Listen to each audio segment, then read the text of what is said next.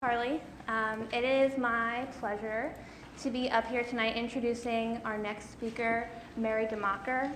Mary is a good friend of Spring Creek Project. She is a mother, an activist, a writer, a musician, a community organizer, among many other things. Mary writes, speaks, and teaches workshops about how we can build a healthy, just, and fun future, all while deepening our connections to one another. When she became a mother in 1996, Mary began to write about conscious parenting in the age of ecological decline.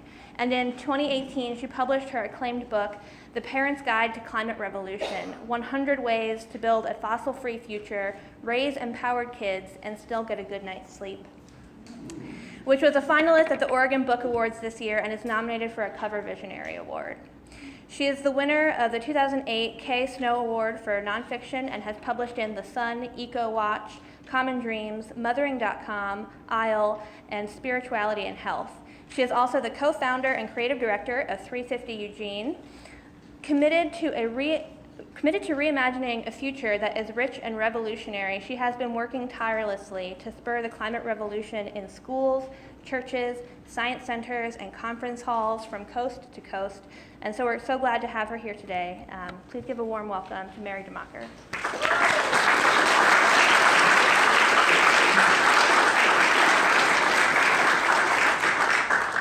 Thank you so much. Let's see if I get this on.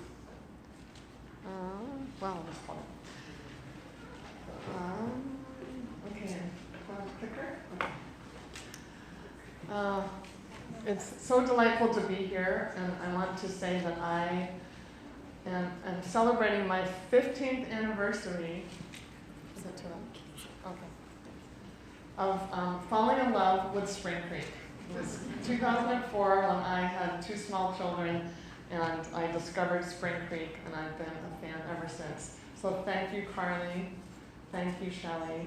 Thank you, Emily. And Charles, I don't know if he's in the room. Charles, are you still here? Thank you, Charles, Kathleen D. Moore, Franz, all the people involved. It's such a gift to the community, what you offer here. It's really powerful, right? Haven't we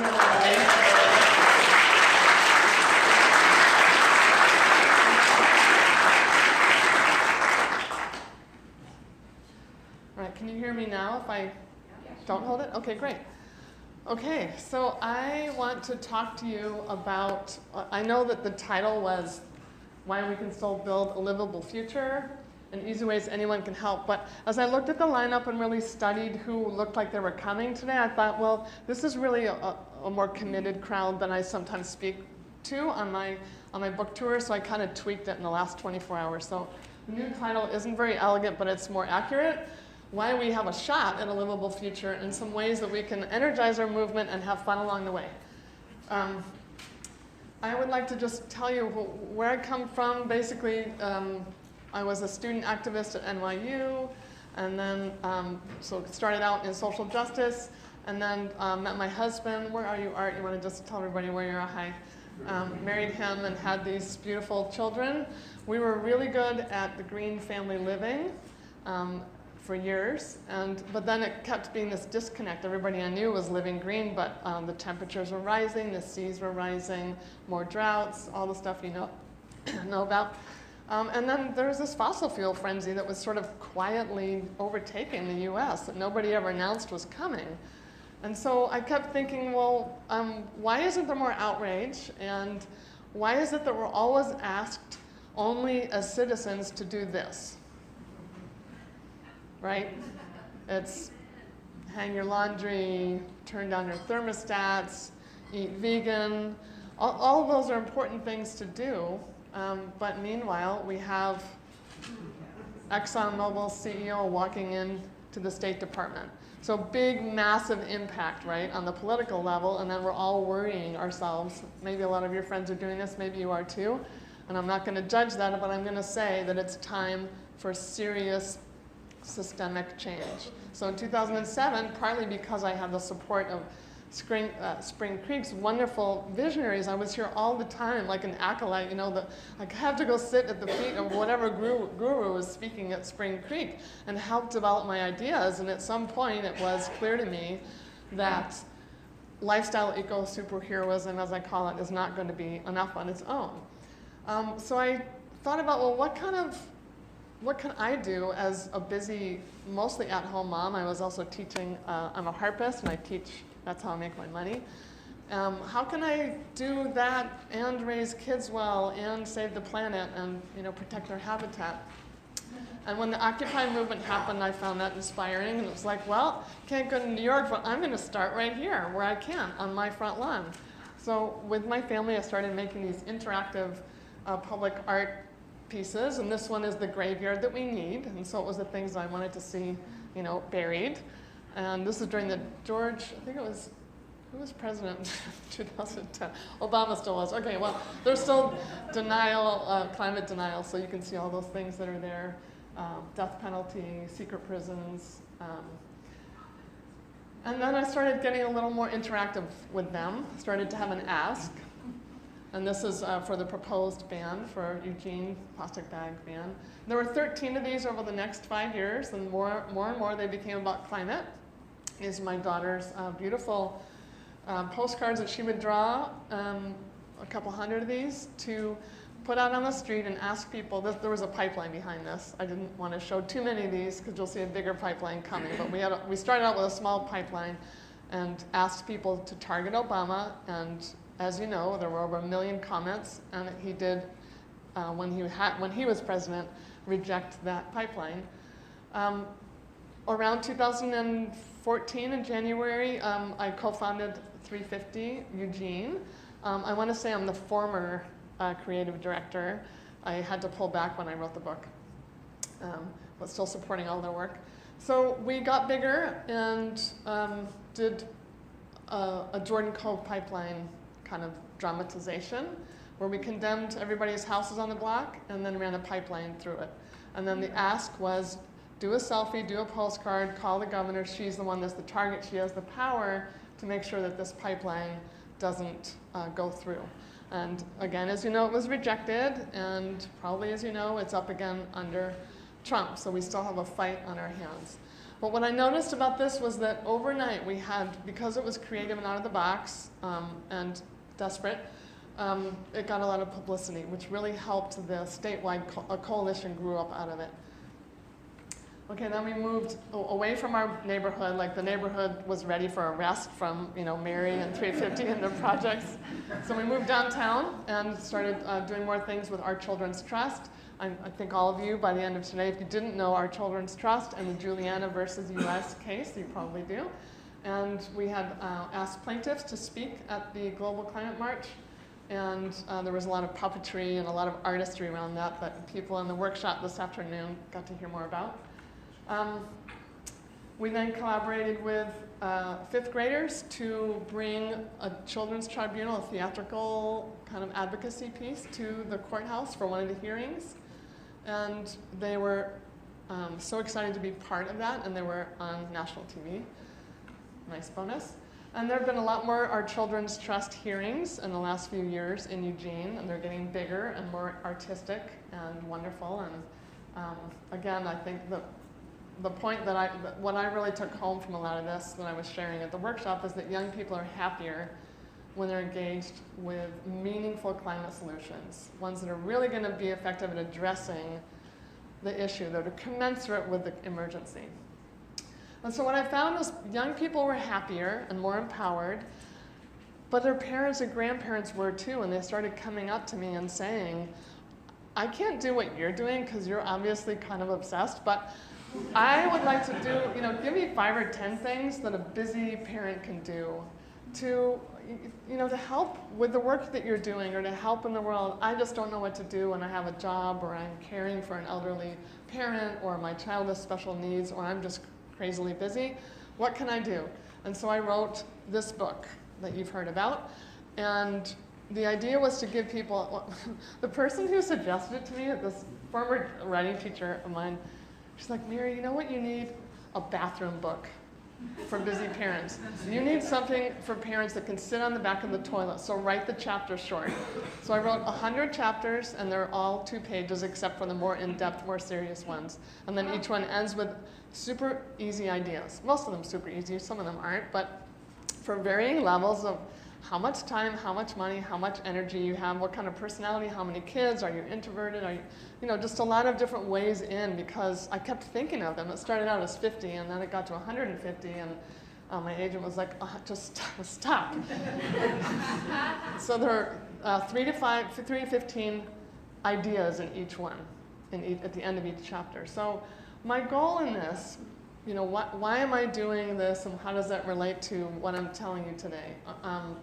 I think it's important to understand we've had a lot of different angles in today that have been so wonderful, and my angle is, do people know Beautiful Trouble, the theory of change, and they have a pie chart, and there's the active people who are worried, and then there's the inactive people who are worried, and then there's the people who don't care, and then there's the people that are actually opposing you.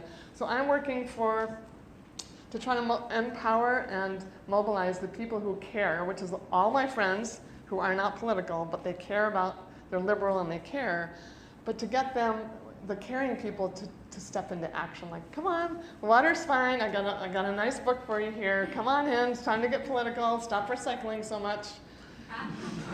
Or recycle, but do it after you do all of your political stuff. So that's one of my goals. The other is, and I write about this in the introduction, parents, I think we all know that, this whole, oh, I'm attached. Okay.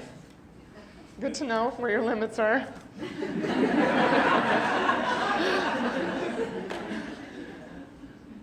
Our generation of parents is readily accused of being helicopters, right? Which, I like to say that I'm involved. But the reason that we're so involved is because we care, and I have a whole thing I say in the book, and then I will say if you talk to me afterwards about how much parents are villainized and judged without any context of the larger culture that we're trying to raise children in today in terms of the college costs and the college, the competition and the pornography that kids so easily can get. So it's hard to parent today. So I try to come at it with a lot of compassion and try to help direct that I'm involved as a parent, or maybe I'm even a little bit of a helicopter energy, advocating for our children's health and well-being, but doing it for their long-term health and well-being. So I'm trying to harness that. That's my second goal. The third one is, and this is kind of a new thing that I decided to throw in this morning because I think it's important in a thinking community like this to just plant some seeds. I would like to encourage activists and nonprofits to consider partnering more with moms in particular, parents, but moms in particular, because there's often a lot of talk about, well, we want to get the youth. There's a huge infrastructure. When you get the youth, or you partner with youth, or amplify their voices, or engage with them, there's the invisible glue are the parents, usually the moms. And they're often kind of looked over in the climate movement, I think. So I have a lot to say about that we can talk about afterwards if you like, about ways that we can really seize an opportunity to have a win-win in our relationship with more parents. Okay, so what I found when trying to advance the clicker was it wouldn't advance. Okay, let's see.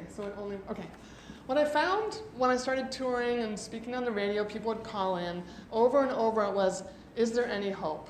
Is there really any point to what you're doing? And I write about this in the book, in my chapter about the new deniers. So we've had the deniers, right? The people that say there's no hope, and that's been funded by industry, as we all know, it's well documented. But what I call the new deniers are the people who say, well, okay, it's happening, but there's no point in doing anything because we're doomed. And although there's a kernel of truth to that, I suppose, potentially, like it's serious, it's important that we focus on what the scientists are saying. And Jim Hansen, who has been working on this for half a century, says it's difficult but doable in his last paper, the IPCC report. It was, oh, we're doomed. Everybody took the IPCC report to be this declaration that in 12 years we're going down. When in fact what they were saying is, we have these 12 years to avoid going down. We need radical, revolutionary change. They use words like radical, and the Pope is using words like revolutionary. So we're in a revolutionary moment. So that's my first, important thing that I tell audiences is that there is a prescription for rebalancing the atmosphere. It's hard, we're late in starting, but it's three things: slash emissions 10% yearly, plant 1 trillion trees, and change how we use the land. There's a lot more in books like Drawdown that I know that they've just brought into the bookstore that I used for my book research. There's a lot more too, but those are the three big ticket items. So the thing that I also like to focus on is, because people are despairing, is telling them the good news. Because there's not enough about good news. When we get climate in the mainstream media, it's usually pretty depressing. You don't read about the stuff that you read in Yes magazine, about the new inventions and even the movements. A lot of our movements are struggling to get into the mainstream media. And of course, it's the young people who have succeeded more lately, and we'll talk about that. So I talk about co-benefits a lot and tell people, remind them that what's good for the climate is good for people. It's good for children. It's good, whether you're biking or you're eating lower on the food chain, those are good for your health, but also it's better for our communities when we can be having these zero waste housing complexes that create community and create a shared sense of excitement around some of the ways that we can live. Distributing energy instead of having it top down is centralized, empowers people in more places in the world than ever right now.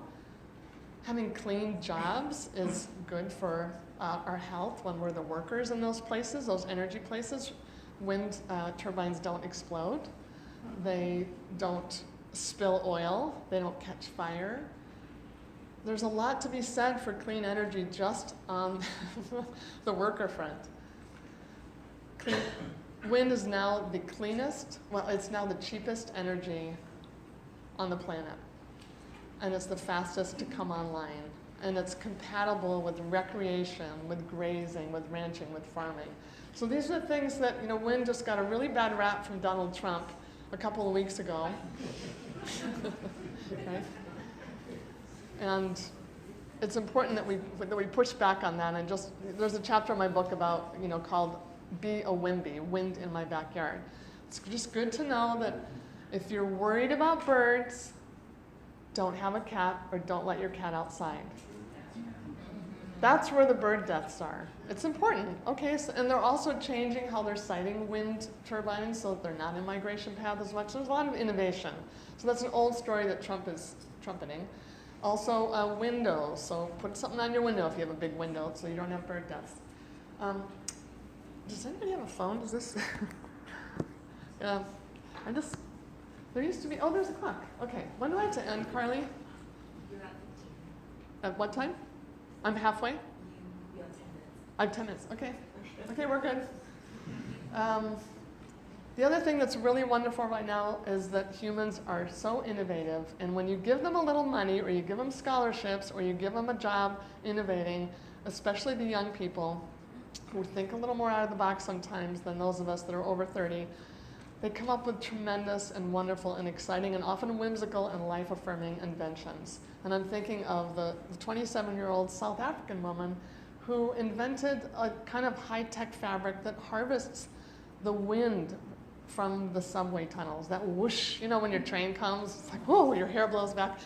Well, imagine, now she's created this fabric. I don't think it's, necessarily harvesting a lot of wind yet, but it's that first step, and it's exciting, and people like to hear about that. So it's important to know about some of these things and talk them up, and it can enliven people's sense of where we're going if they have concrete examples.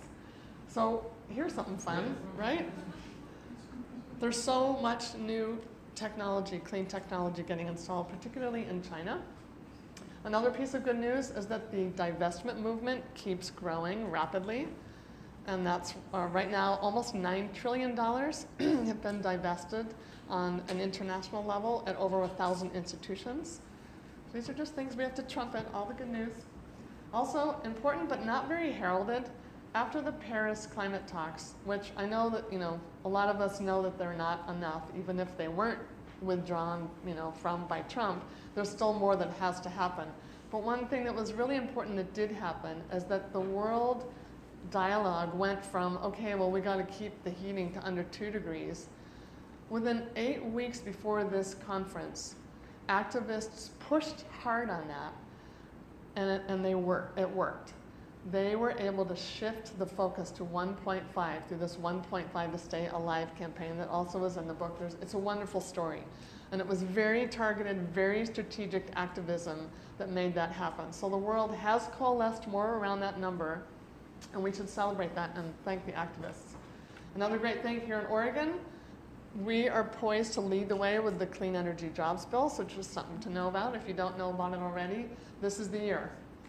Also, good news that a recent study found that the US greenhouse gas pollution can be lowered by 21% when we remove legacy carbon through natural resource restoration. Incredible new science coming out of that. This is great for people that might not necessarily want to be activists, but really like their hands on the earth to really be part of those wetlands restoration and forest restoration, riparian areas. Good to know about. Also, even Republicans, the majority of them want climate action. They're waking up. They're trying to have it be a nonpartisan issue. They're trying to take some ownership of the climate conversation. So we have to notice that. So when we fight, we win. The Northwest is the thin green line because this is where energy projects have come to die for the last 6 years. Other piece of good news, millions of us worked really hard to flip that house. Thank heavens, right? But that's only the start. AOC is rocking it. We all know about that. The Green New Deal is viable for the first time. It's been talked about for a decade. Now it's viable. Greta Thunberg, completely rocking it, and people are joining her. Over 1.5 million students were in the last climate strike. So that is the place to watch. The young people are rising, and they are changing the conversation. They've gotten 12 candidates to sign the No Fossil Fuel Money pledge. Beto O'Rourke just signed a few days ago, and he said it was because of young people at William & Mary College. These are things that are important to notice. What are the things that are happening that are actually changing policy? Again, Extinction Rebellion was the reason that the UK just called a climate emergency. Okay, so I promised you some ideas for enlivening the conversation and having more fun. So I'll just do a quick rundown of some ideas for, a lot of you already know that we need to change the system. And so I'm going to offer these in the spirit of just some ideas that might help you talk with other people, because I'm sure you do all year long, talk with people everywhere about what your passion is around the climate and what you think needs to happen. So here are just some ideas to give them, to help them join in on political system change. So this is an important one to me because there's so much focus on individual carbon footprints, is to stop. Kathleen Dean Moore says, the oil companies have externalized their pollution, and I'm not going to let them externalize their shame. Yeah, go Kathy, right? I often say that we're captive in a fossil fuel infrastructure, and we're going to have to use fossil fuels on our way out. If we're going to live normal lives, nobody can be free of using fossil fuels at some level. And so it's important to stop blaming and judging ourselves and each other, and to start working, keep our eyes on the big prize, which is huge sweeping policies that will let us do the things that the scientists like Jim Hansen are saying we need to do. We can't do those on an individual level. We're going to have to work collectively, you know this, which means we need a movement. Okay, and we need to get rid of the leaders who are blocking that movement. So I say use the words climate crisis, climate destruction, environmental destruction instead of the words climate change, and talk about it everywhere. And as parents, we get to talk about it everywhere because we have so many different relationships in which we talk about our children's well-being, whether it's with grandparents, the pediatrician, the school counselor, the neighbor. People care about us and our families, and they care about children, and it's time to start talking about them everywhere, especially since women and children are the worst impacted in the climate crisis. Okay, we've already talked about interrupting cynicism and despair because they're contagious.